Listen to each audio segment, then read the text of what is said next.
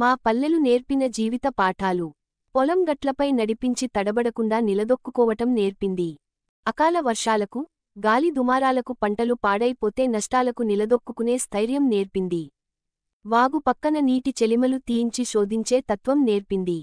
సీతాఫలాల కోసం చెట్ల చుట్టూ తిరిగించి అన్వేషణ నేర్పింది. తుమ్మ ముల్లు, పల్లేరు గాయాల గుచ్చులతో జీవితం పూలపాన్పు కాదని నేర్పింది. వేరుశనగ కాయ కొట్టించి, సోలెడు పల్లీలు తీయించి 5 పైసల సంపాదన నేర్పింది. ఆవులతో, గేదెలతో, కోళ్లతో స్నేహం చేయించి ప్రాణికోటిపై బాధ్యత పెంచింది. ప్రేమతత్వాన్ని నేర్పింది. వేలాడే పిచుకగూళ్ళు, చెట్ల కొమ్మల పంగల మధ్య కొంగగూళ్ళు చూపించి బొమ్మరిల్లు కట్టించి చిన్నప్పుడే సివిల్ ఇంజనీరింగ్ నేర్పింది. పొలం పనుల్లో చిన్న చిన్న దెబ్బలు తగిలితే నల్లాలం ఆకు పసరు పోయించి చిన్న చిన్న ఇంటి వైద్యం చిట్కాలు నేర్పింది. చెట్టుమీద మామిడికాయ గురిచూసి కుట్టడం లక్ష్యాన్ని ఛేదించడం నేర్పింది.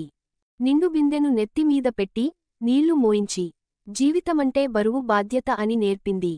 బావి నుండి బొక్కెనతో నీళ్లు తోడించి బ్యాలెన్స్గా బరువు లాగటం నేర్పింది. ఇంటి ముంగిటకు అతిథి దేవతలు, హరిదాసులు గంగిరెద్దులను రప్పించి ఉన్న దాంట్లో కొంత పంచుకునే గుణం నేర్పింది. ఇసుకలో పిట్టగూళ్ళు కట్టించి ఒక ఇంటివాడివి కావాలి అనే స్పృహను నింపింది. పచ్చపచ్చని నిగనిగలాడే మోదుగాకుల విస్తరిలో అన్నం అంచులు దాటి కింద పడిపోకుండా తినే ఒద్దికను నేర్పింది. మోదుగాకులు తెంపించి, ఎండబెట్టించి, కట్టలు కట్టించి విస్తరాకులు కుట్టించి అతిథులకు ఎంగిలి కాని పాత్రల్లో భోజనం వడ్డించడం నేర్పింది.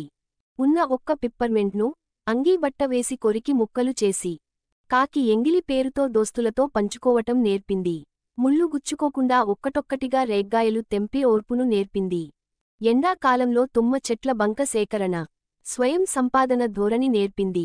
వాయిలి బరిగెలతో, సుతిలి దారంతో విల్లును చేయించి వస్తు తయారీ మెళకువలు నేర్పింది. అత్తా, మామా, అన్నా, వదినా, అమ్మమ్మ, నాయనమ్మ, తాతయ్య వరుసలతో ఊరు ఊరంతా ఒక కుటుంబమనే ఆత్మీయత నేర్పింది.